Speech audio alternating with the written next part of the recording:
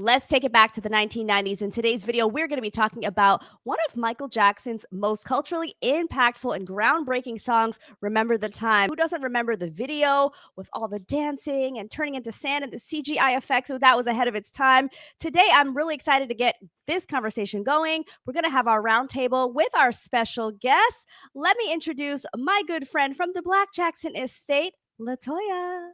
Hi. I'm so excited to be. I feel like Eddie Murphy in Coming to America. I'm very happy to be here.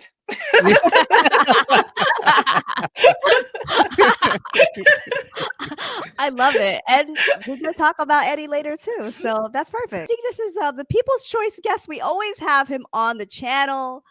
Randall, welcome back. If she's Eddie, then I'm Arsenio. Yes.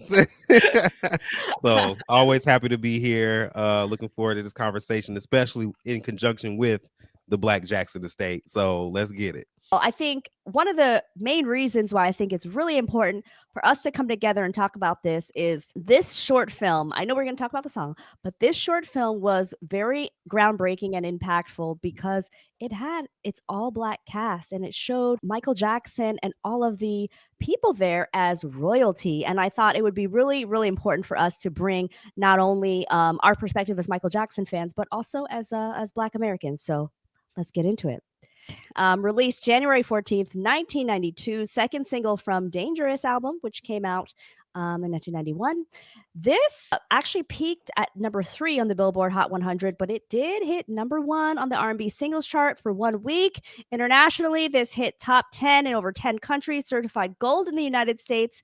It's probably way above that now, but gold at that time by the recording industry. And one of the standout tracks to help Dangerous sell over 32 million copies worldwide. So what say you? What do you guys think? What about the release of the song? Do you guys remember it? Well, I'm not that old. No, I'm just joking. She said you tried her. What? She being said, born "Do in the you 1900s. I know. Do you remember? No, I do remember. So 93, I was I was a child. I think I started kindergarten in 94. So I was like 4 years old. Or 92. So 92 was even younger. I do remember the first time I saw the video though, and I thought it was really cool. Dangerous album is for me such a good album. It's such a deviation from Bad, which was his previous album. It was his first time not working with Quincy. And this song came out of the gate like popping. Like the video, like you said, it showed Black people in Egypt as royalty. And it was something that it almost was along the lines of like Liberian Girl. Like you didn't really see that. Like Michael talking about a beautiful African woman, Michael coming in and saying like, these are African kings and queens. And so it was just a really great video. And, we love a good bop. Okay. And the beat to this, the music, the dancing, it makes you get up out of your chair every time. This is the cookout song. You know what I mean? Like if you're going to have a gathering somewhere on the playlist, you better have Remember the Time. Yeah. And I agree with you. This is a song that continues to go hard even now here, like over 30 years later. So, Randall, what do you think? Man, I wish I had memories of that time of that video. Like I definitely remember hearing it on the radio for sure. Even in subsequent years like 94, 95, like pre/during history era. I still remember that, being in rotation. The video, I don't know what I was doing. I don't know that my parents were like locked into pop culture like that to push everything to the side and say, hey, the new Michael Jackson video coming on, like shut everything down. You're not eating, don't do your homework. Like we finna lock in and watch BET or Fox or MTV or whatever. So it wasn't until later, probably when I got the history DVD, that was really my first time intentionally interacting with the short film and understanding the impact that it had and still has. And I do know, we probably gonna get into it, but like, just the fact that it was all black. And I do remember in the years intervening, like, Magic in his specific case, and then having Debo from Friday in there and Eddie. So like I knew a lot of the different faces from other places before I saw the video. And so I was like, oh, like this is part of their history too. Just because Randall mentioned the premiere of the video, which we will talk about the short film. We will talk about it later, but I wanted to say I know where I was, and this is one of my first memories actually. I was on the floor getting my hair braided in the living room. And I remember my mom was pulling my hair so tight and I was very annoyed, but you know how they just on a Sunday night, how they just would pull it to get it just right, and they would add the oil or the grease or whatever. And I just remember being irritated, but I was like, you know what? We're about to watch this Michael Jackson video. And I remember watching it was on Fox, but I don't remember actually watching it. But I remember the moment like right before when it showed like the sand or whatever. And it showed Remember the Time. Oh, yeah, at the top of the video with the hourglass. And I always felt like when I was younger, I don't think I understood it was in Egypt. It felt very much like Aladdin. Like to me, like it gave me that vibe all like when I was younger, but it's probably because Aladdin was like my childhood, those early Disney movies. But I always felt like, oh, this is giving like when he's running through the market and the people are running after him. And yeah, I just always felt like that when I was watching it. But it's such a good video. It's so iconic.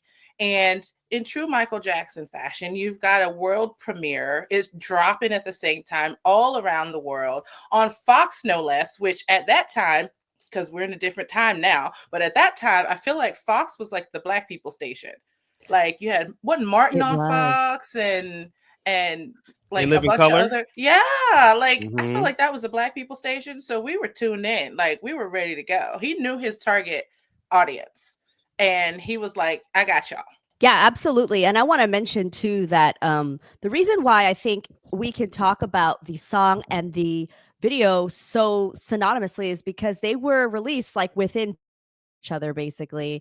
When the song came out as a single, this was January 14th and the video came out February 2nd. So I believe that maybe a lot of people, who knows, this could have been one of their first times really hearing it, or second or third times, because this is not in the days of the iPod or the iPad, the Apple streaming, whatever. You had to hear stuff usually on the radio, or you had to have already had the album. And back in those days, I mean, it was really, I mean, yes, it was, the album was important, but when a single came out, it was impactful and it dropped because that was what was being played on the radio a lot. I don't know, like you guys know what I mean, right? Because we're all from the same generation of like, you're listening to the single because it's hot right now, not necessarily that you've already all heard the whole album, and by the time you hear it on the radio, it's old already. We didn't really have that type of feeling back then. Yeah, and a lot of people couldn't afford to go buy the CD or the tape or whatever medium. Like a lot of people just didn't have it, especially if you were younger. So you would wait for it to come on the radio, get your little tape. I don't know if y'all did this, but I recorded. Oh, I did it all the time. Made our own mixtapes off the radio, and or this was when you could call in and be like, "Hey DJ, can you play Michael Jackson's Remember the Time?" So, I mean, it was like an interactive experience that like we don't have nowadays because, everything is streaming. You can listen to everything on demand. But back in the day, man, like that was the fun part. It was like, when is this going to come on? When are we going to be able to listen to it? And if you were in a bigger city, they would play like the same track.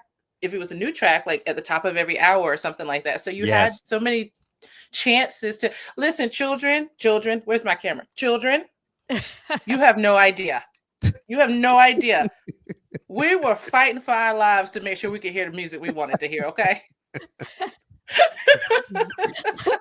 That is so true. And I gotta say, I miss those days. I mean, it's cool to be able to pull something up, but I miss being able to have that anticipation and waiting by the radio. But okay, let's stop talking about the old days. Yeah. We're just reminiscing. People are probably like, Okay, I got my Apple Music ready to cue this up. Like, talk about the song. Okay, so Right? here we go. Let's get into the creation and the writing of the song. Written by Michael Jackson, Teddy Riley, Bernard Bell, produced by Michael Jackson and Teddy Riley. This song was a huge shift for Michael Jackson from the music he did with Quincy Jones in the 80s to now the New Jack Swing era, which, Randall, I know you're a big fan of New Jack Swing, right? Absolutely. So, having looked back, at that time and becoming a fan of New Jack Swing, because of this album and because of so many other projects, being a fan of Teddy Riley, like understanding the context in which this album and this song is being created. So this is the person behind one of the people behind the sound of Bobby Brown, for instance, right? With My Prerogative and that sound.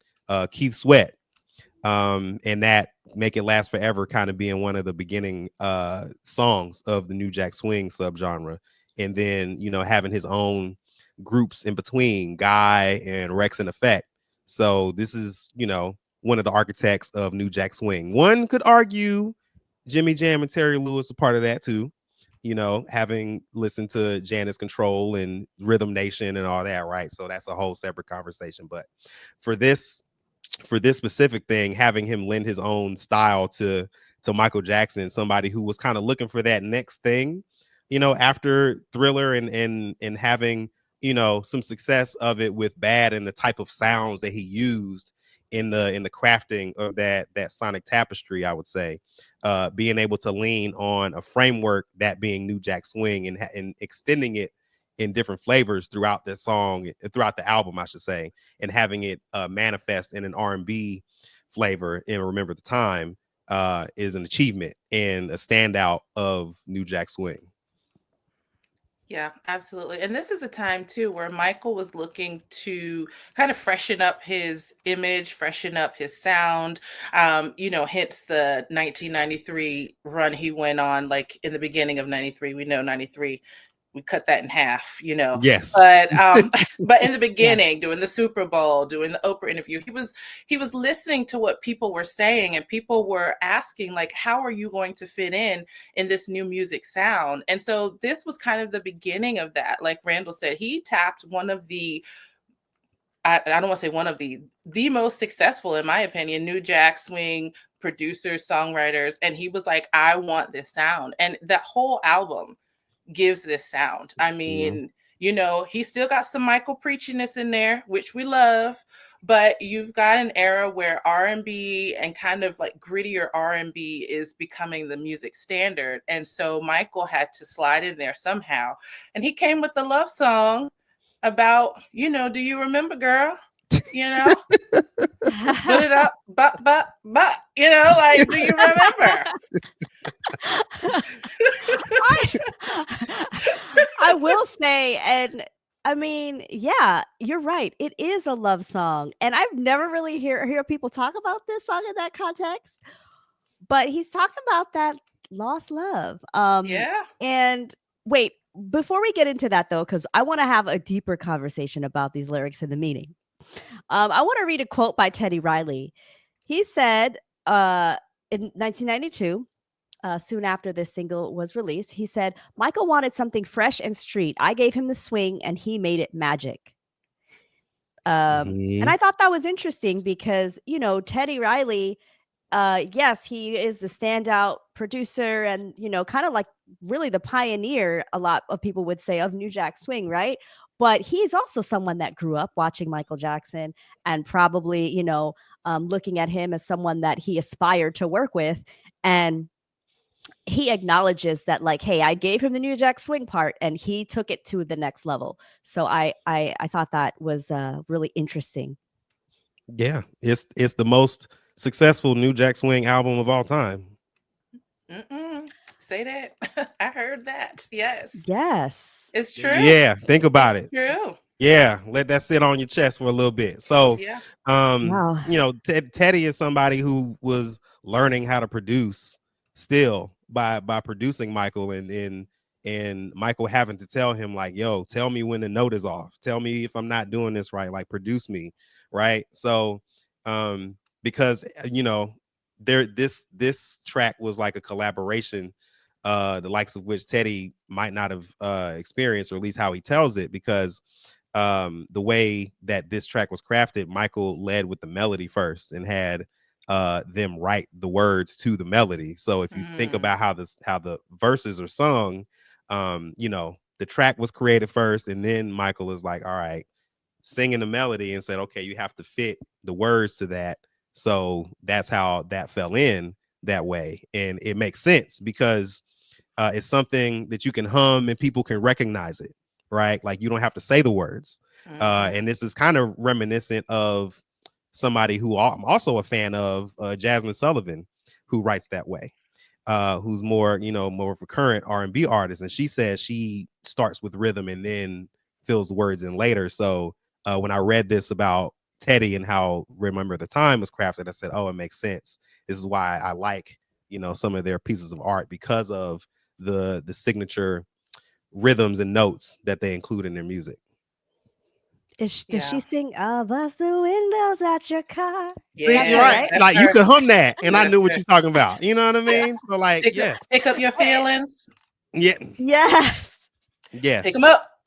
It's so funny because as we were talking, as you mentioned, Randall, earlier, like all the different New Jack Swing artists, like you said Keith Sweat, and I was like, make it last in my mind, because those songs are so like, you know what I'm saying? I could say New Edition. I could say Another Bad Creation. I could say hey, I mean Aisha. Yeah. That's the song. Hey, I if need you guys layup. I'm gonna have to list out some resources about New Jack Swing, because some people might not know. Some people that are just Michael Jackson fans might not know, but these are all New Jack Swing artists. And the music just sounds so fresh. I mean, a lot of Michael's music sounds fresh, but just to have a listen at some of those songs, and I think you guys will like it out there. All right, so let's talk about the lyrics and meaning, because as you mentioned, Randall, like he worked on the melody and all that stuff first, and then the lyrics came. But like, what is this song really about? It's got that like imagery.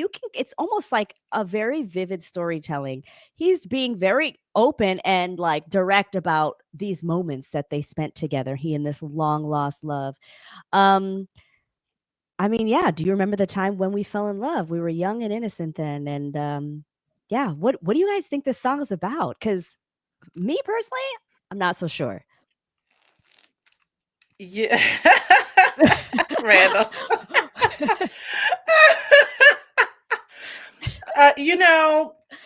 So I'll say, when I first heard this song, as a child, I didn't give two flying flips about the lyrics. Just the groove, the melody, all of it was cool. Honestly, a lot of times I didn't even know what Michael was saying, because he didn't really enunciate all that well.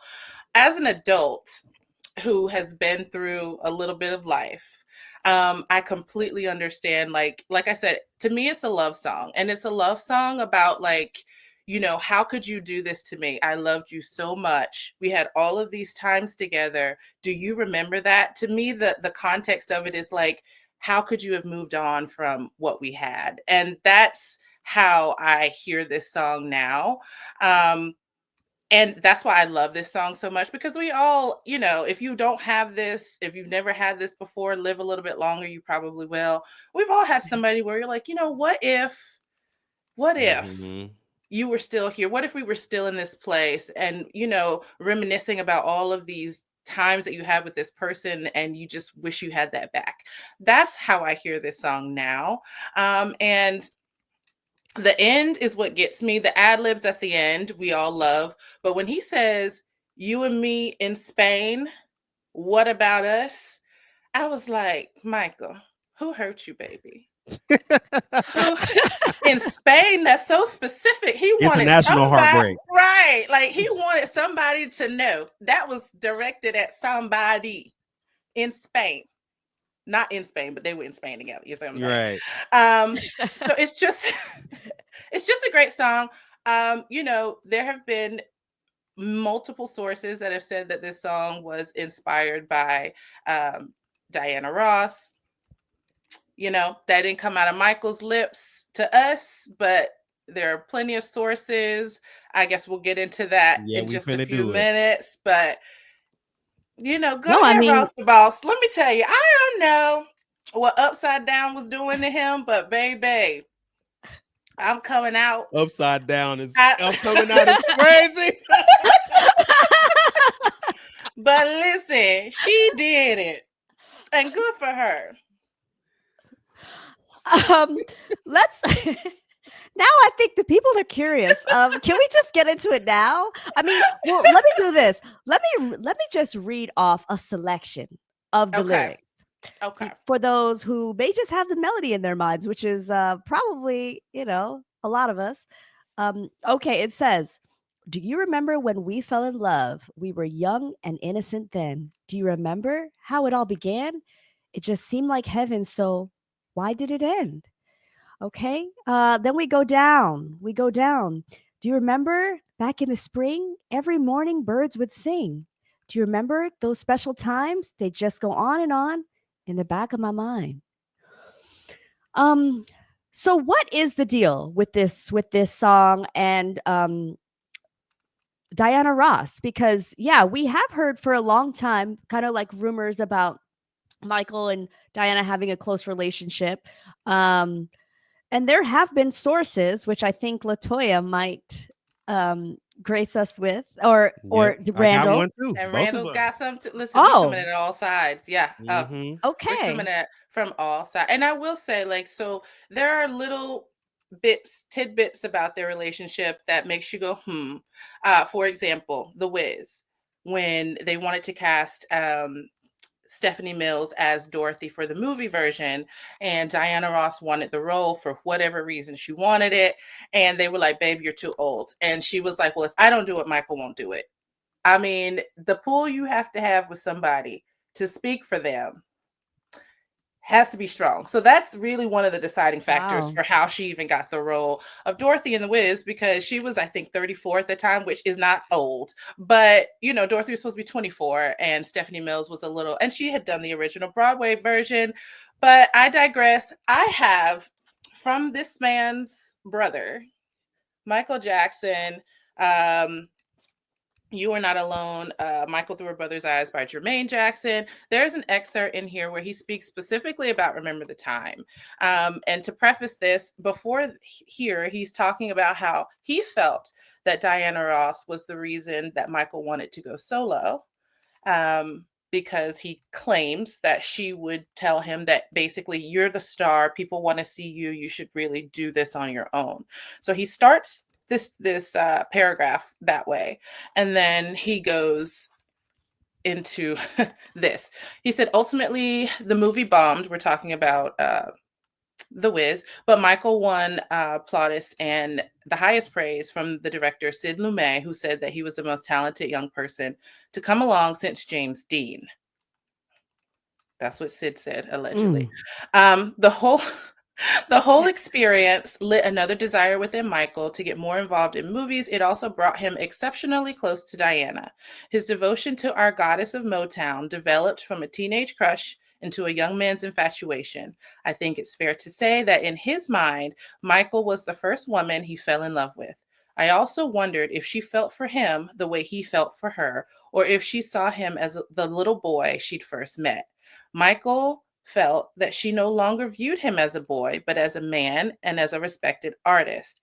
They had a true kind of friendship that rarely exists in Hollywood, and I think that's what he prized the most.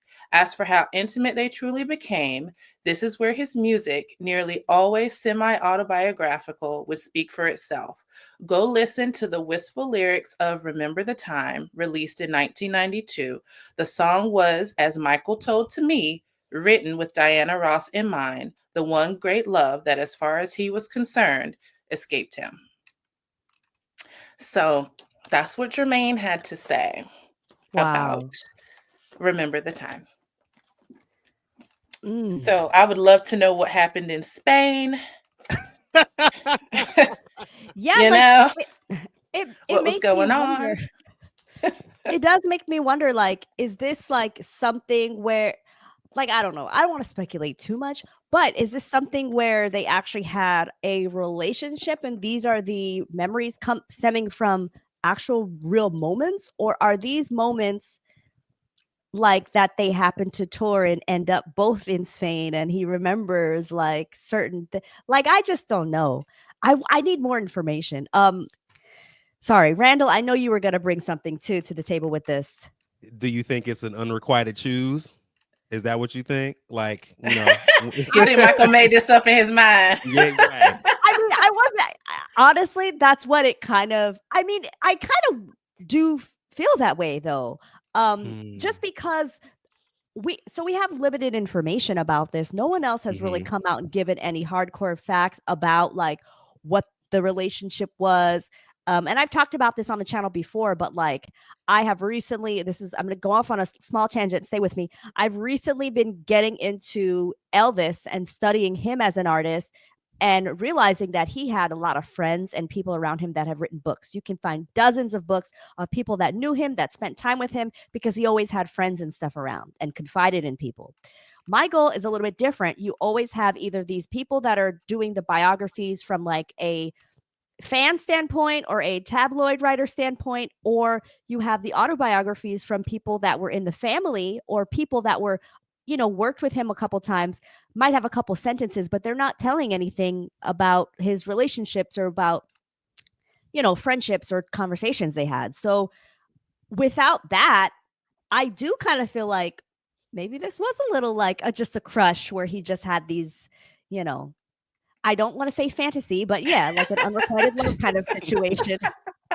Yeah, I mean, to that point, I was gonna read something that kind of lends credence to that what your argument was. So this is from this book. This way.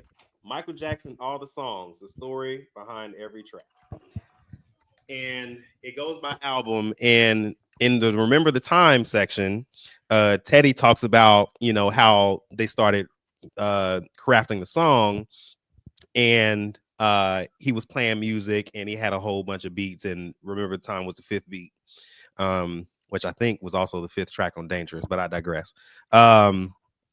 So Michael hears a beat, and then here I'm going to start reading a quote.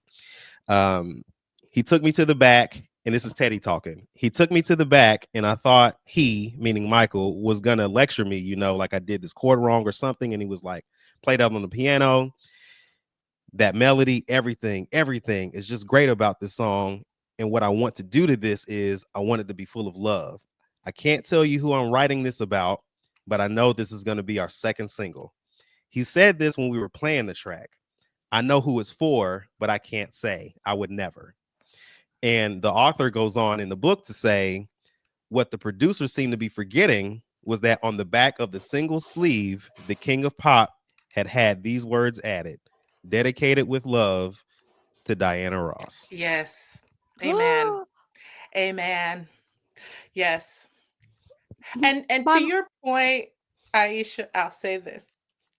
I think Diana was a flirt. If you've ever seen her do anything, she's very touchy, she's very flirty. I think that's just her personality. I'm not saying that's a bad thing. Some people are just like that. They like to touch people, they like to kind of take up a lot of space in a room, right?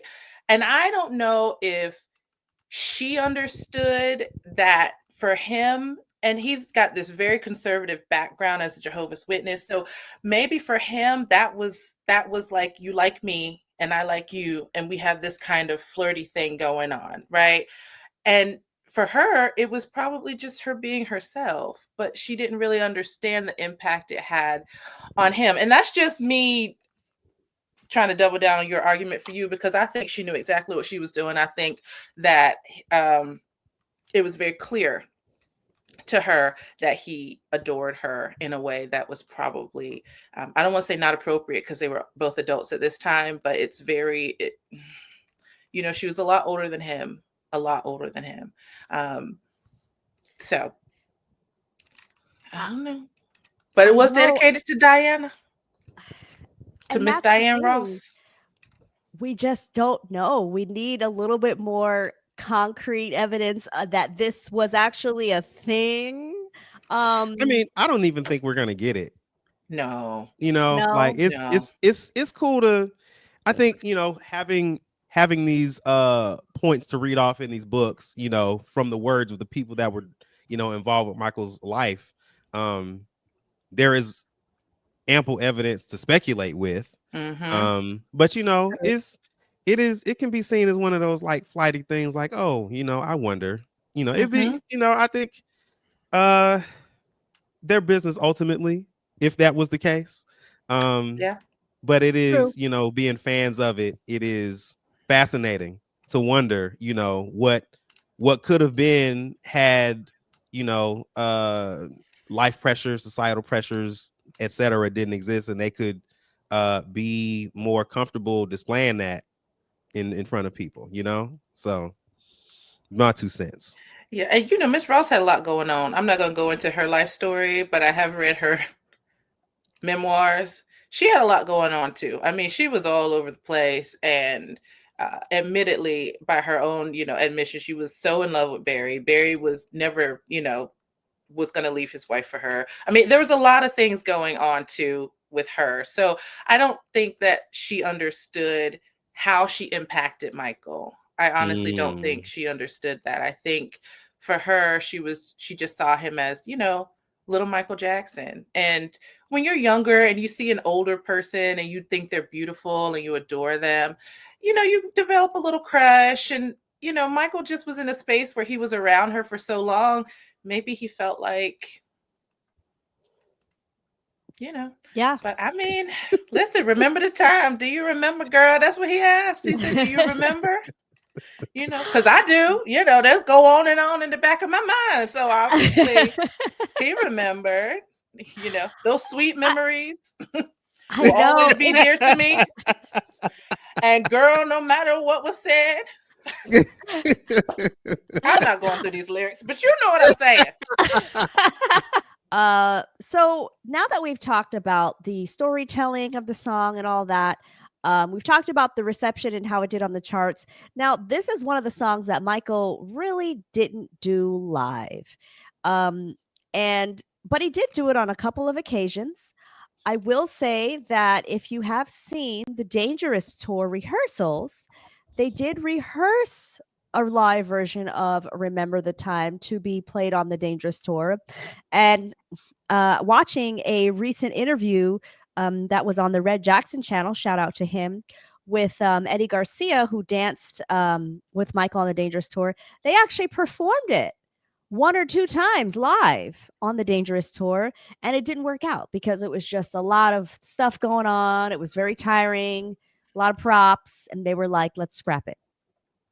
But another time that he performed this was to celebrate the fact that he won the Soul Train Award for the Best Male R&B Soul Performance on the Soul Train Awards. Yeah. Do you guys remember that performance? One of my all-time favorites. Michael didn't even sing a note. And when I tell you they were going off, like, I mean, he didn't have a microphone. Now, we're not going to act like that man was actually singing. He didn't have a microphone or nothing, Jesus. Okay? Not even one of them little headsets. Okay? He didn't try. And when I tell you they were going off, and this is why I love us, like, you know, for people who are not in the diaspora, especially like Black Americans, it's very hard to understand certain cultural things. But when I say I love us, because we will hype you up no matter what, they were going off. They were like, go, Michael, go. And he was sitting on that throne like the king that he is. And I mean, it was so much going on behind him. I can't tell you what was happening behind him because I'm looking at Michael, right? And didn't dance a step, didn't sing a note. And they were so hyped that Michael was there. And I love that performance. I'm like, this is aura. This is how you get aura. This is what that looks like, because he didn't have to do anything but show up. And everybody on the Soul Train Awards, every single person, celebrities, guests, everybody was so excited to see him there. And I love that. Yes. And I'm going to actually, before we continue talking about this, we'll break so I can insert a clip of this performance here.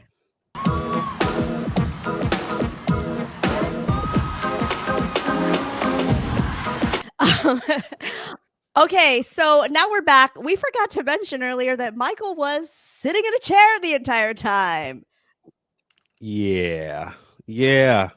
I gotta imagine he was not the most pleased as somebody who's a perfectionist, like, Yeah, guy got a spider bite, I want to say is what happened. So allegedly, yes. Yeah. allegedly. Yeah, it was some type of injury. I don't remember exactly what, but yeah. But every time he stood up, I feel like he forgot a couple of times he was supposed to be injured because the Do you, music was getting good to him. And I don't know if you can insert that clip. I don't know if you can insert that clip, but it was, he was starting to feel it, and he stood up a couple of times, and he was like, "Oh, wait, I'm supposed to let me sit down." I mean, it could have been hurting. He could have got up and been like, "Oh, like, I'm about to break it, so let me chill." But I get it. I get it. Yeah, like that's probably one of the more jamming performances of somebody that was in a chair, other than because Beyonce was in the chair. Was she? Thing that. Well, I Yeah. mean, when she was pregnant. She was pregnant, but they did that lean thing with Yeah, the and the lean, chair. yeah. Yeah. Yeah, reverse Um, move criminal in the chair. Mhm. Yeah. I don't remember that. Was that when she had all Mm-hmm. the headdress and all that? Yes, Yes. she had, that yes, in gold the Yes. gold stuff? dress. Mm-hmm. Mm-hmm. Yeah. So, Interesting. Okay. I think, he probably would have, I can imagine what it would have been like had, he wasn't injured. I think, either we could have seen it on tour or we would have had that one off of him performing it, in full regalia and full ability on Soul Train Awards. But we don't have anything outside of the short film. So, we have these things, but I'm glad that those of us in the diaspora hyped him up and let him know it's all right, dog. Yep. It's all right. You still that man. You still that man. Yep. They were all, "Go, Michael, go, Mike." I was like, he ain't Yep. even doing nothing. I love it. The background dancers, though, they were working. They were working hard. Yes. And unfortunately for them, they were working hard around Michael Jackson. So it's really tough, because it's hard to look at anything but Michael. And he had on I just loved we didn't talk about the costumes. I don't know if we're going to get there, but he still had on like the whole costume from the Yep. video, which I Yes. just love that costume. And I just thought he looked amazing in that. And the story about the headdress he was supposed to wear, and he went and hid it because he didn't want to wear it. But that's Yes. Let's Randall's like, what? I don't know nothing about this. Okay. Michael Thank you being for- Michael. Yes, thank you for bringing that up. Let's talk. Let's jump into the short film because now I'm just like antsy to get into it, and then we can talk about that point, Latoya, because I love that story. So the short film, let's set the scene, premieres on Fox and I think some other networks, but I just remember Fox. February 2nd, 1992. It was about 9 minutes long. Directed by John Singleton, who also did Boys in the Hood and so many more amazing projects. And he was only 24, by the way. Which is I had no crazy. idea. Wow. That makes me feel like so old. Anyway, and choreography done by Fatima Robinson as well as Buddha Stretch. This video or short film, I should say, featured a star-studded cast, featured members of the Far Side, the hip hop group, Magic Johnson as the Royal Messenger, Iman as the Queen, and Eddie Murphy as the Pharaoh. The setting was ancient Egypt. It was a sort of celebration of Black royalty and African heritage. And the video was on a strong MTV and BET rotation. I think a lot of people will remember the choreography the most. And we'll get into that. But I did want to just also mention the fact that they use cutting edge technology. And you wouldn't really notice it if you watch YouTube because it's very blurry on there. But they did, if you catch it on any other medium, it's a little bit crisper, like maybe the Vision DVD or any of the actual DVD releases or the video VHS tapes. It's actually better quality on there. I don't know why the YouTube is so messed up, but cutting edge CGI is what they use to help Michael Jackson transform into sand. And it was also one of the first uses of the morphing technology in a music video after Black or White. We remember he turned into it was almost like a clear liquid, and then he turned into himself. And then, yeah, the visual effects were handled by Pacific Data Images, who would later work on Shrek. They also used the Steadicam, which was slow motion wide angle visuals to create a dreamlike world. So, remember the time video. We set the scene. Let's talk about it. I gotta say, like, one of the people that I think is so cool that is in the video short film is Eddie Murphy. Considering, you know, his stand-up specials where he would just be talking about Michael, and you know, earlier in Delirious in 82 and then Raw in 87, you know, but it wasn't like mean spirited, it was just funny, and he talked about it when he was on a late night show, you know. So I think it's cool that, you know, Michael had been paying attention to Eddie all these years, who also was rising in fame as a young Black American, in stand-up and in movies, and, you know, put him in this short film and gave him such a prominent role, I would say, right? And I can't remember if this was before or after What's Up With You. Do y'all know? No. No, I I don't know. Okay. I don't know. I'm gonna look You it don't up. know about Though. What's Up With You? I know that's What's my up with song. you? That's my video. Yeah. But yeah, like the other thing, you know, one of y'all might bring this up too, is I love the way that the short film, knowing that it is, you know, the visual adaptation of the song, rearranged the song, the way that the Thriller short film rearranged that song to be able to adapt it in the way that they wanted to tell the story. So, Yes. you know, the breakdown where, you know, Fatima Robinson got nasty with it. You know, we still do that choreography to this day. Like anybody that see it, you know, if they know some of it, they gonna do it, just like the Thriller video. So, you know, shout out to her as a I want to break out choreographer of and it all right these. now. Yeah. You about to do that right here, like Oh yeah, I was gonna say the yeah.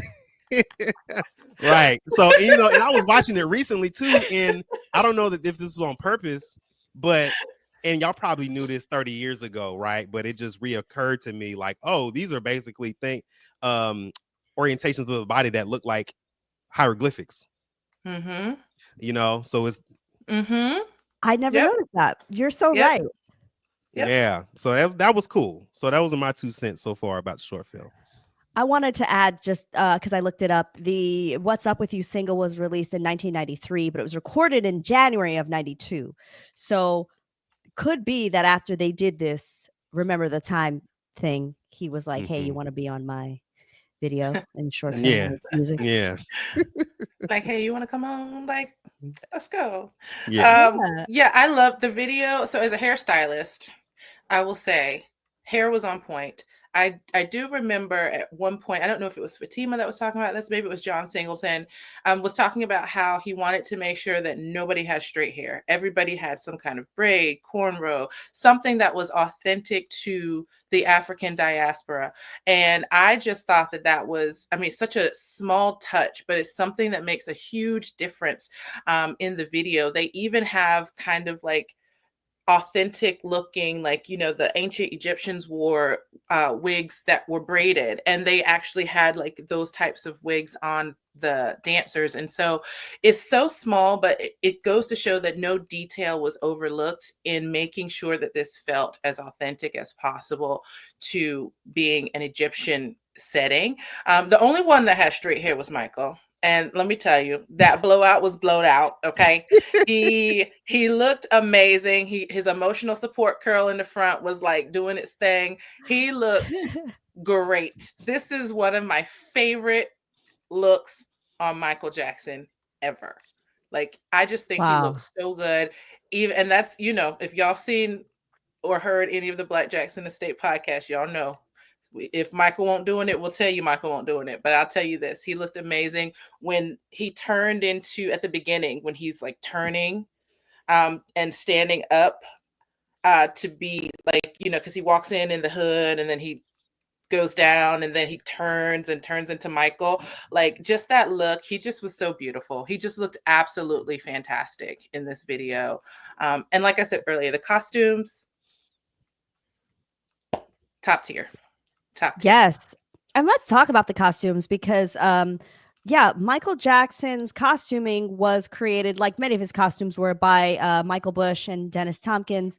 Michael Bush had mentioned actually that Michael's fascination with Egyptian jewelry and culture influenced the Remember the Time short film and the video, highlighting the grandeur of Egypt. And this is coming from a post that was shared on the Michael Jackson clothing. There's like an official Instagram that they have that talks about Michael Jackson's clothing. I forgot what it's KOS called. style, I want to say, or KO something. Yes. Yes. King of Style.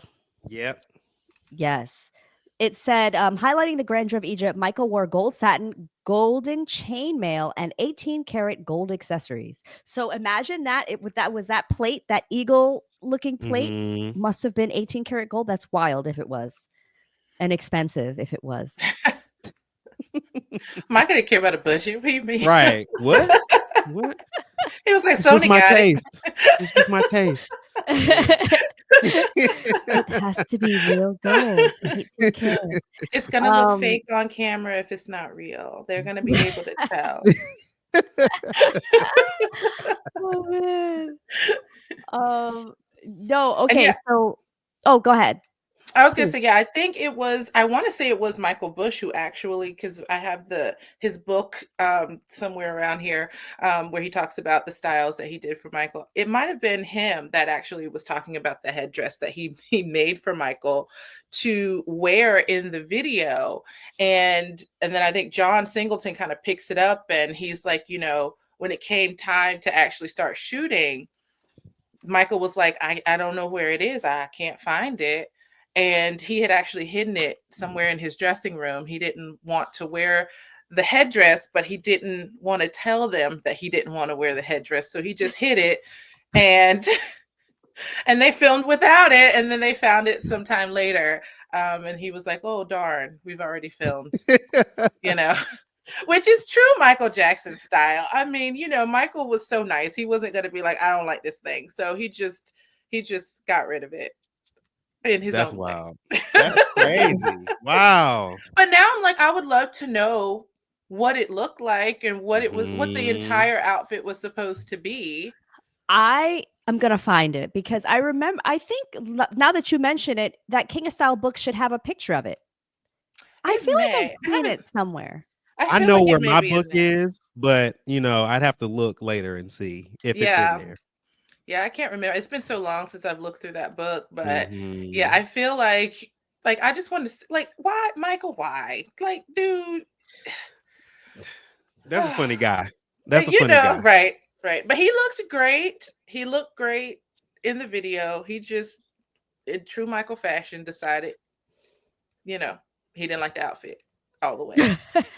I think at the other tidbit too about this short film, like we talked about earlier, like Mike, John, the director, Mike, they were like, all right, if this is in Egypt, it's gonna be all black, right? And reclaiming that history or the narrative of Egypt and Egyptians.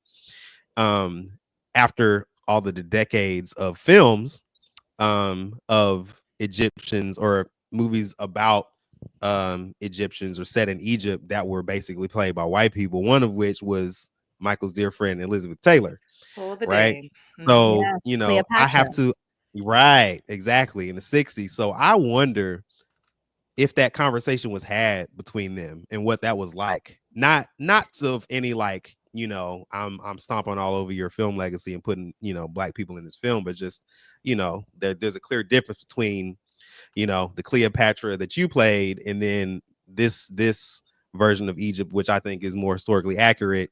How she might have, what her opinion was on that, or what her commentary would be on that. So just an aside. Yeah. I wanted to add on to that because I did just look up something about John Singleton, and Rolling Stone released an interview with him from July 2009, right after Michael had passed away, reflecting on his time working with him. And he said that when he met Michael, well, I'll just read this excerpt because I think it's all relevant. It says, when I first met Michael, I didn't feel nervous because I kind of felt all my life was leading up to that moment. As a fan, he was always in my life. I was 15 years old when I went to the Grammy Awards and saw him win all his Grammys at the Shrine. Michael asked me, what songs do you like? And if I wanted to do a video. And I said, okay, well, can we put Black people in the video? I was challenging him, and he said, whatever you want. He was cool with me because I was straightforward with him, and I felt that everyone was always goose stepping around him and never telling him the real deal. This was from the perspective of a young Black kid growing up admiring Michael Jackson, being inspired by the vision that he not only had in his music, but in his life. So Yeah. I love that, to see Yeah.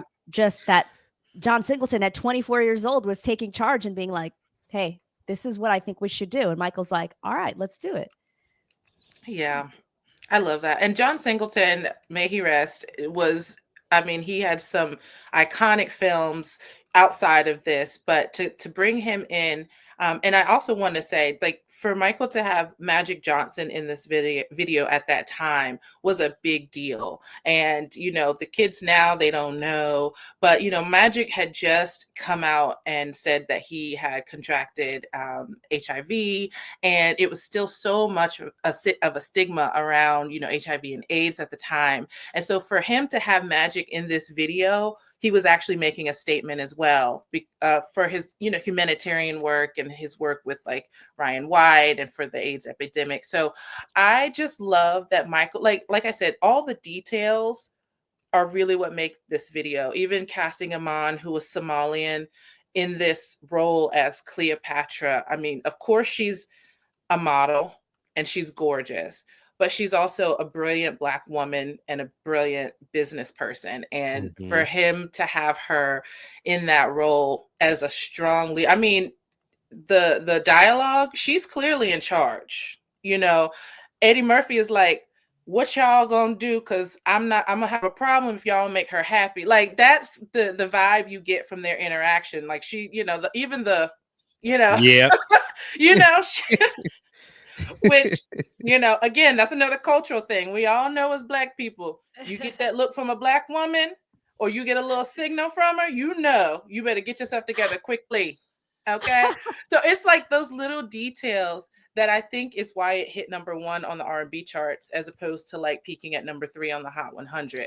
Like, we understand what was happening, and the visual just actually makes the song even better, honestly.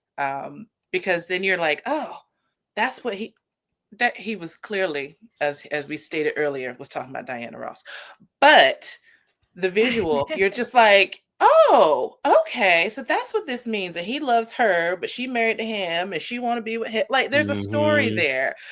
So I'm so sorry, but I have to say this. Do you guys remember that Twitter thread on Black Twitter? Like, the ago? NY. Yeah. Yeah. What? I missed it. What Twitter thread? There's a guy on Twitter back in the day. He was like, yo, Michael Jackson was an a-hole and remember the time.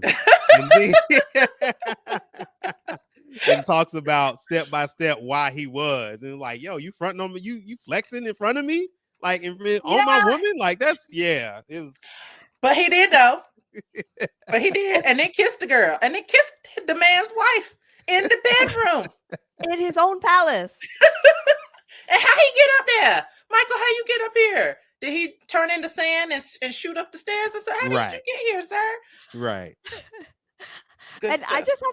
I just have to say, also, like, the whole storyline of the video was also just so cool. It was like, and I'm sure people that are watching this have seen Remember the Time video, but if you have not, it kind of features, you know, them bringing in all these entertainers to kind of entertain Iman as the queen and her famous line, I'm bored, you know, and they come in, bring everybody. And then Michael entertains her and she sits up like, I think she sits up and she's like, okay, let's see what he's got. But they also like have had this love in the past that now they're reminiscing on, and the new king is like, okay, what's going on? So I really, excuse me, the Pharaoh, Eddie Murphy. I love him in the market dancing with the girls around him, and that is very Aladdin vibes. I will give that to you, Latoya, because now that you say that, I also wonder, like, were they inspired a little bit by that? Or was Aladdin inspired by Remember the Time? because it It all could came out be. around the same time. Yeah, I was gonna say I think Aladdin was 92-ish. So yeah, that it very possible. Like specifically the marketplace Mm-hmm. sections. Yeah, Mm-hmm. that also came out in 92. I mean, maybe I'm They were just probably reading. working on it at the same time, but they were both reflecting probably the societal norms of Egypt at that time and being historically accurate. So, that's good. Mm-hmm. For sure. Yeah. Um, yeah, It's the so I'm bored. That's my favorite line. I'm bored. She's like, what are you gonna do for me? And I'm like, honey, that's the energy I need to take to the rest of my life. Okay. I'm bored. You need to entertain me. Okay. and I do want to mention to everybody that's listening, if you have not subscribed already to the Black Jackson Estate podcast, definitely subscribe because they do so many different interviews, but as well as episodes is what I wanted to say. And one of the episodes that's my favorite, they talk about all the leading ladies, and they go into kind of a deep dive into all the leading ladies, right, in Michael's short films. Yes. Iman is one of Yes. them. And Iman is one of them. She speaks 6 languages. Her name means faith in Arabic. Listen, we go into all of that, but she's just fascinating. Absolutely fascinating. And kudos to Michael for casting her as I want to say it's supposed to be more like Nefertiti kind of Yes, with the that sounds crown that right. she had. That does Yeah. sound right. But she just is she shines in this short film. Absolutely shines. I think one of the things looking back at the short film and the totality of his career and where he was at the time, ascending to heights unknown in the pop world and people, remarking on his apparent distance from the Black community, right? I think about that context and how he probably was more than agreeable to John Singleton's request of putting all Black people in it, and knowing about, because he talked about this in his Grammy um award speech in 93 about hearing about all the things that people would say about him, right? So I think about that, and then, like I say, apparent distance, because y'all probably mentioned this in the Leading Ladies episode, which I'm looking forward to getting into. But I want to say most, if not all, of his leading ladies in his videos were Black. They were, except for You Were Not Alone. He had his wife at the Which was his time, wife, Lisa Marie. right? So, Yep. like, what are Yep. we talking about? Yep. Yep. I mean, he paid for Naomi Campbell to get out of all of her engagements so that she could Mhm. be his leading lady in the In the closet. So closet. I mean, it's I agree, Randall. It's kind of laughable if you Mhm. actually go back and look at his work and his videos, but I get it. At the time, people had whatever opinions they had. And that's why Michael went on that campaign the first half of 93, to Mhm. say, I'm a Black man, I'm a Black American, I'm a proud Black American, because he was fighting against this whole kind of people thinking he had been whitewashed, which was really far from the truth, honestly. And it's interesting though, and I love that Michael took this approach because these are moments that we, in the Black community remember, like the Soul Train Awards and the showing up the NAACP Image Awards that year, and remember the time, and it kind of just reminds me of what Whitney Houston went through when she got to those high heights, and they were calling her Whitey Houston, I believe, Right. if I Mhm. remember. And I think that was Al Sharpton leading that, Yes, Yeah. or it maybe was. right? Which is like, it's Mm. so sad. And she actually, from what I read, her even getting with Bobby Brown to her was kind of like, okay, now people will think I'm down. Now people will think I'm Black, which is, that's kind of the approach that she took. Everybody takes a different approach. Not that she didn't love Bobby, but that's what I've read. Even in his autobiography, he mentions it himself. Yes. And L.A. Reid talks about this a little bit in an interview with Questlove on his podcast. And he talks about how the I'm Your Baby Tonight album in 87 was the attempt of getting her back ingratiated with the Mm. Black community. They didn't have the pressure of, selling million records and going multi-platinum. It was just, we need to get the sound. So him and Yeah. Babyface were engaged. So, you know, all of that is wrapped into Whitney's journey with the Black community and her, you know, ultimately being embraced again by us. Banger, So by the way, the album. Yeah. Well, banger. Okay. I see. I didn't know that, and thank you for mentioning that, because then she also did something similar, right? Like really letting the music and the art talk, and bring them back into that proximity. Cool. Well, And this was, oh, sorry. I was just going to say, no, that's go ahead. something that I feel like Black artists, especially at that time, really got a lot of blowback for being too popular, right? And from our own community, it was. And, you know, I feel like if we could all go back now and do it all over again, maybe we'd have, you know, as a community would have made better choices. But Whitney, Michael, two of the greatest. I mean, Whitney's the greatest voice of all time. I mean, y'all can fight me on that if you want to, but you really ain't got a leg to stand on. And Michael is the greatest entertainer of all time. Again, fight me.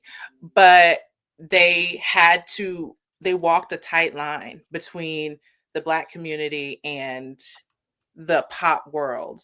And at a time where you think about the 50s, 40s, 50s, 60s, Black artists wanted to cross over. They were not allowed to. And then you get to the 80s, 70s and 80s where the crossover was happening, and then the Black community was like, "Oh, you're too big now, and now we don't want you." And so, yeah, bringing it back to Remember the Time. By the time we get here, Michael was like, "I'm going to do the music I want to do."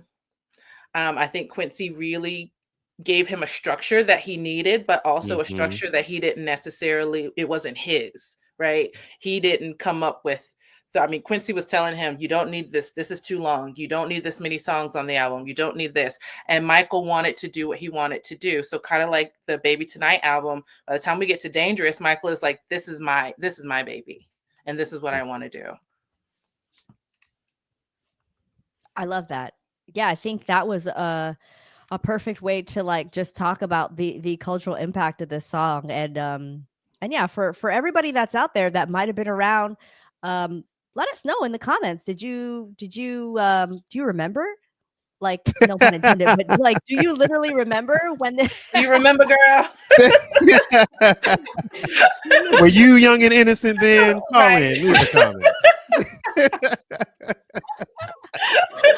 Oh man, this is the point of the show where I wish we could do like a call in. One day we have to do that, like a live call in show, because wouldn't that be so fun? Because people could call and say, "Yeah, man, you know, I was, you know, at 21 when the song came out. I remember Michael was." I could just, I mean, honestly, like in my mind, I'm like, I wonder what my dad would say about this, because as you guys know, he's a big fan through the years, and I remember him talking about this song and saying, "This is when Michael was back." And I'm like, he always said that he was back with this song. He came back. And now I'm like, I gotta shoot him a text or give him a call later and ask him to elaborate. Yeah. Because when did he leave? Right. Exactly. But hey, that's what we could say now in retrospect. But Yeah. I think it'd be interesting to hear from some of those folks. So comment down below. Now, we cannot not talk about this choreography. And I know we touched a little bit on it, but I want to talk more about Fatima Robinson. And I want to open this with letting you guys know that I, too, practiced the choreography for hours and hours as a high school student. And I had planned, this is a true story, y'all, planned to do this as part of a talent show, because I had done like the Dangerous medley and some other stuff that I had done for a talent show. It wasn't that great. Not a great dancer. We'll say that. And I dislocated my knee trying to spin on a carpet. Yes. Oh, this Lord. is just truth. Dislocated my knee trying to do Remember the Time choreography. That's a don't try this at home disclaimer, kids. Yes. Don't try this at home. They should have You ain't got had loafers, that. don't do it. And definitely not on carpet. I messed up. I thought I was part of the video, and my knee has not been the same since. And it's going on about 20 years since that time. Oh man. I'm sorry. I hate that for you. And I was on crutches for like 6 weeks. And speaking of the early 2000s, if you have not seen our Invincible Roundtable discussion, Oh, right. go Yeah. check that out. That was a very popular episode. Actually, the most downloaded and streamed episode so far on my podcast. Yay. Which is not really a podcast, it's just like the YouTube channel in audio form, but still go subscribe. Still, But shout out to the Black Jackson Yes. estate. Oh, yes. thank you. You know, Randall, we had beef on that episode, but we back. We back like we never left. Yo, you know? I shouted you out kind of in the last episode I was on in this channel, yo. Oh yeah. We talked about the hair story episode that you guys did, which was really good. And Thank I you. left wanting more and left. And by the way, you guys, like I was DMing the Black Jackson Estate Yeah. podcast. I was like, She so that I was like, what kind of piece was that? What kind of Jerry curl? What was the activator? Like, I wanted to know all of it. So if you're interested in Michael Jackson's hair story, go ahead and listen to their Yeah. podcast. Thank you. Thank you for the shout out. We really appreciate you guys. Are we're fam at this point, and we just love you guys, and we love chatting Michael Jackson with you all online and offline. Go ahead, Get me on the Randall. show. Bring me back on the show. We got you. We gonna bring you in for a special episode. I don't know what we're gonna do, Randall, That's fine. but we might bring you on Diana and Michael Just Good Friends. That's what we need to have you. Okay, I'll take anything at this point. But let's proceed, because we were talking about the choreography, right? Yes. Okay. Here we go. Fatima Robinson, yes. Yes, who was only 21 at a Vibe interview. She said, it was a dream come true. I got to choreograph Michael Jackson at 21. She said, we wanted to create a fantasy world that showed Black excellence. Michael was so intentional about that. Let me go down the line. I want to talk to you guys about what she said her experience on the set was like. She said, I was 21 when I did that video, so it really set the precedent for my work ethic in being around someone who was such a perfectionist and so great at the time. It was good. And she also said that he was just a normal person. It said, she said, he listened to music in a different way. As a choreographer, you're so used to counting for an artist, and Michael did not like to count at all. He liked for you to kind of repeat the rhythm of a song. So in a normal setting, I would count, okay, here we go. 5, 6, 7, 8. And 1, 2, 3, 4. Whereas Michael would like you to go, And so you would dance to the rhythm of the song as opposed to counts, because it made you feel the song more.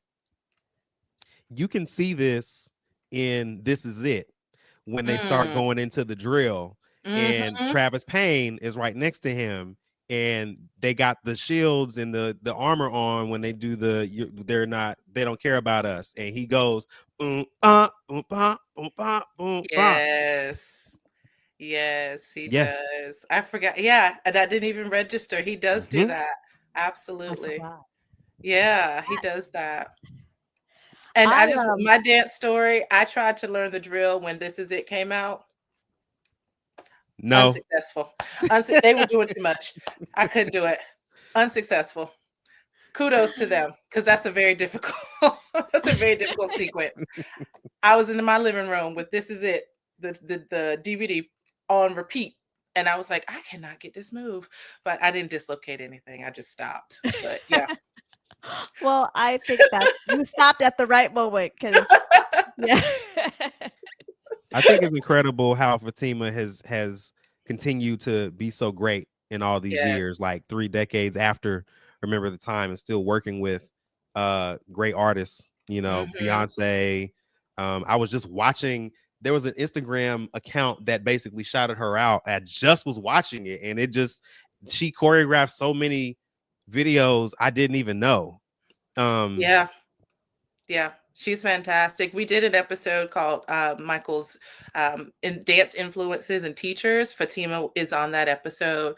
And we just talk about how young she was at the time to be 21. I mean, at 21, who would ever think that you're going to be choreographing Michael Jackson? And in such an iconic way. Everybody remembers those dance moves. Everybody remembers the Tutting. We didn't know it was called Tutting at the time, but everybody remembers that. Everybody remembers that dance sequence that they, like Randall was saying, rearranged the song so that you had this long dance sequence. I mean, even the, like when Michael's on the floor, I'm like, oh my gosh, like it's just so good for 21. It's just so good. And I want to say we had Travis Payne on our show, and I want to say he also gave her a shout out while we were talking to him offline, not in the episode, but when we were talking to him offline, he was talking about how much he admired her as well and the work that she did with Michael. So shout out to her, just for being amazing and for still, like Randall said, she's still in the game. She's still killing it. Mm-hmm. Yeah, I mean, this choreography, I think, like you said, was just so iconic. And I think another thing that I just recently found out, actually, from watching a fellow Michael Jackson content creator, Red Jackson, he interviewed Buddha Stretch, who I'm not too familiar with his work, but he also worked alongside with Fatima. I guess he was a co or assistant choreographer or co-choreographer or something like that. And he said that he taught Michael Jackson hip hop dance and the tutting.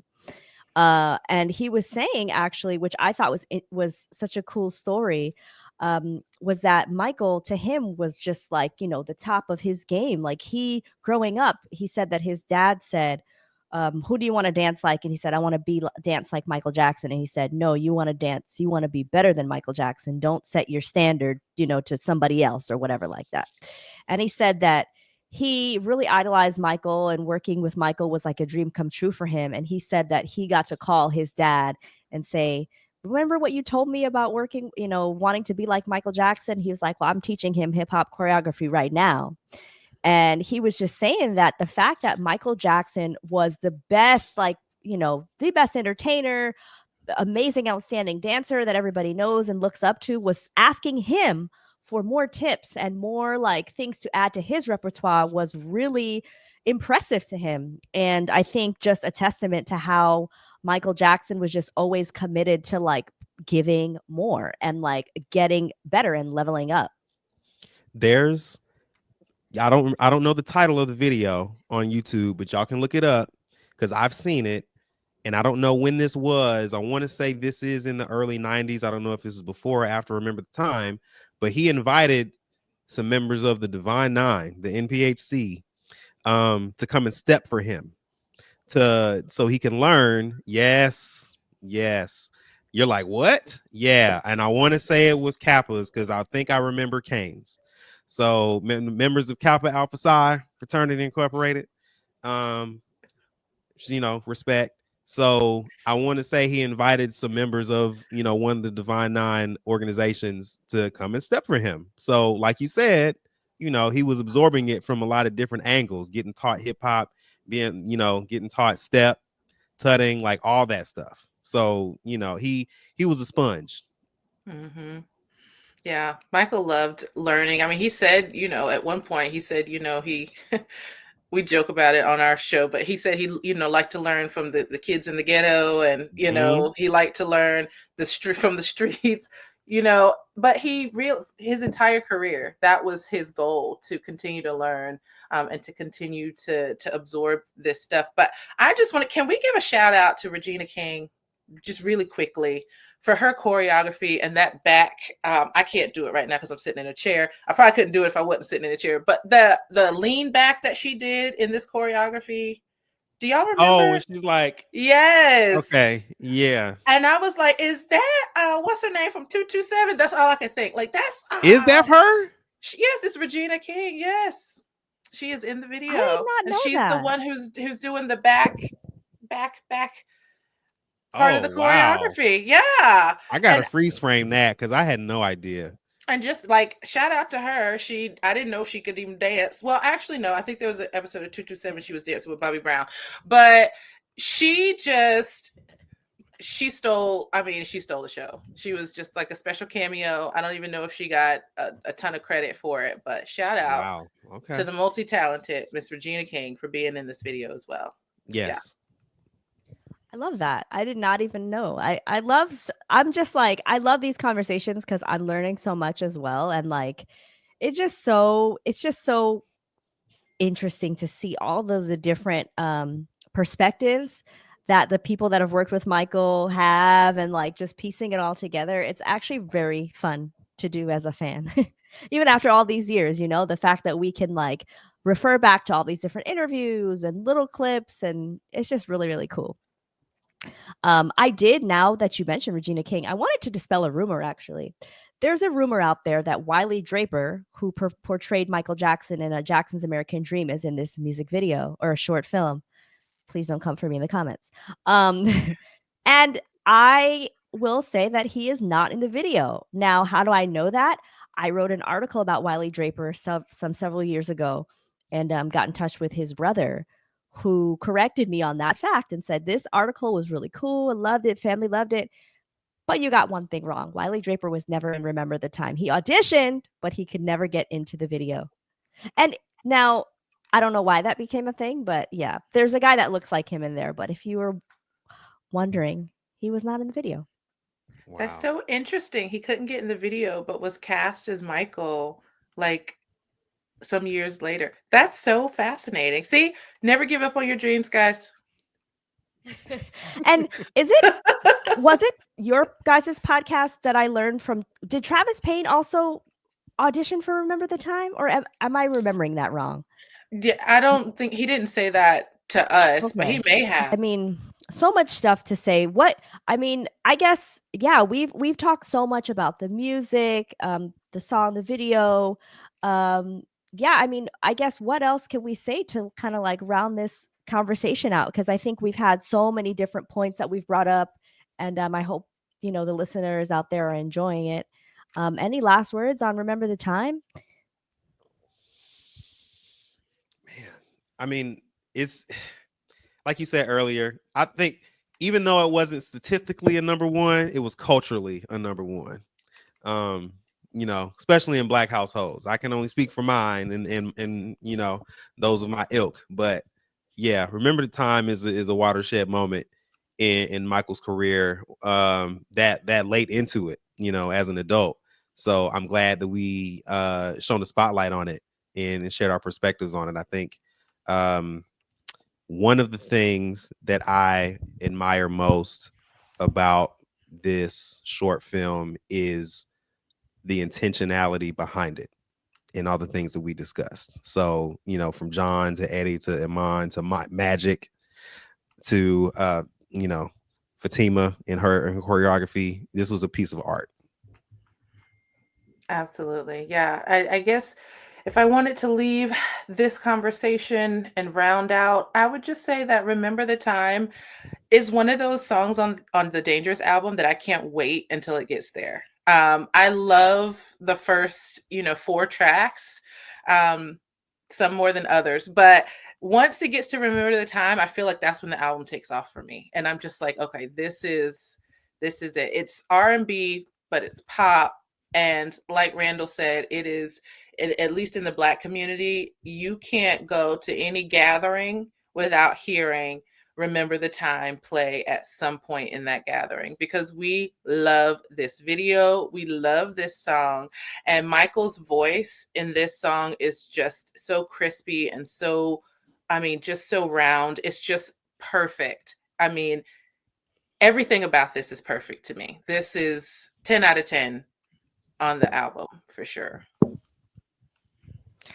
Yeah, I totally agree with all those points that you both said. And yeah, this is just one of those songs that for me, I think this song is one of my favorites, but I would say definitely the music video is probably my favorite. I keep saying music video. I'm so sorry. This is my favorite short film. Like this and Leave Me Alone, but that's just for other nostalgic purposes. But this short film is my favorite. I just think there's so much to it. Every time you watch it, like there's something new to catch in the background with all the different extras. Love watching the interaction between him and Eddie and Iman and Magic. And I also love the cat that was in the end of the video. Yes. Black cat. Yeah. Yep. Yes, black cat. Even the cat was black.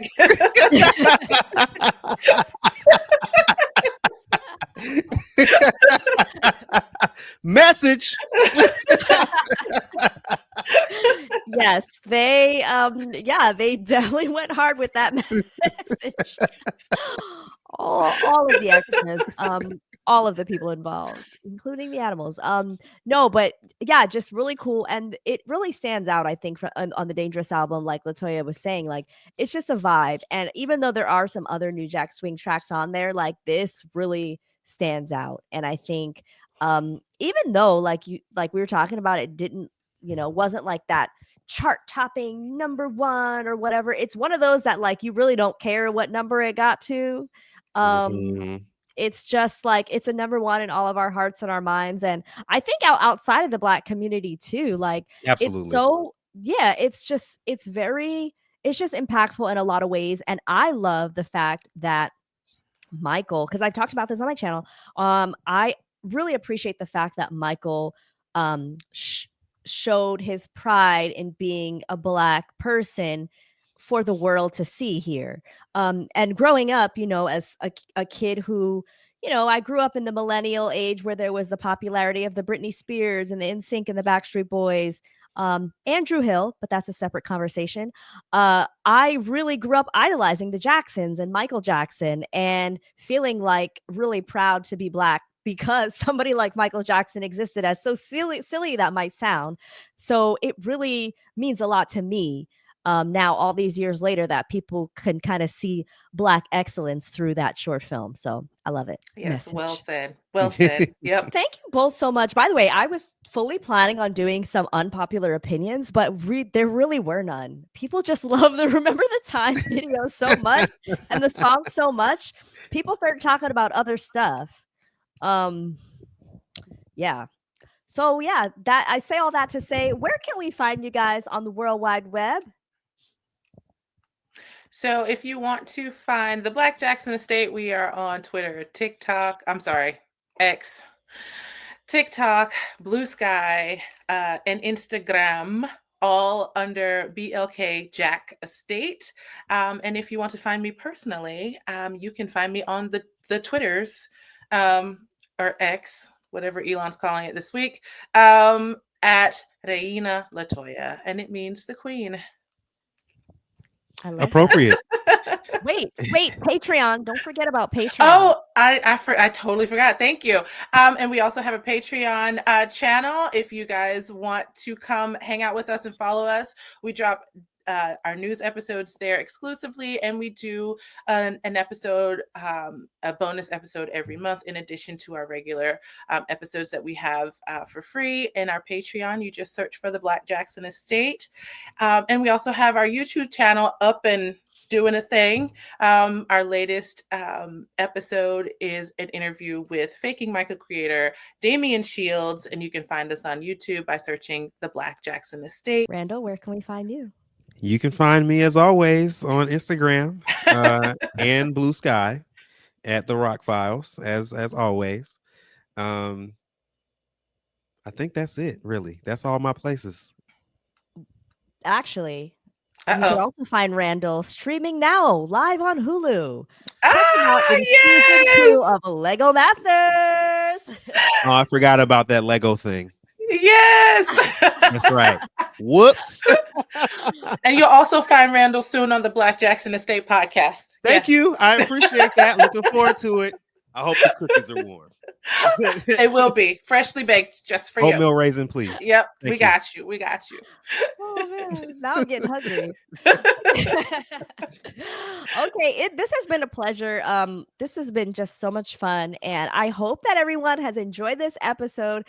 Make sure that you're subscribing to MJ Fangirl TV on YouTube. Make sure that you're hitting the bell, notification bell.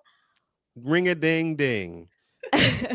Which Randall, all these years later, has still not hit. Make sure you like and subscribe to MJFANGIRL TV. Okay, we'll see you guys later. By the way, we're also on Spotify, Club 30s with MJ Fangirl. See you guys soon. Holla.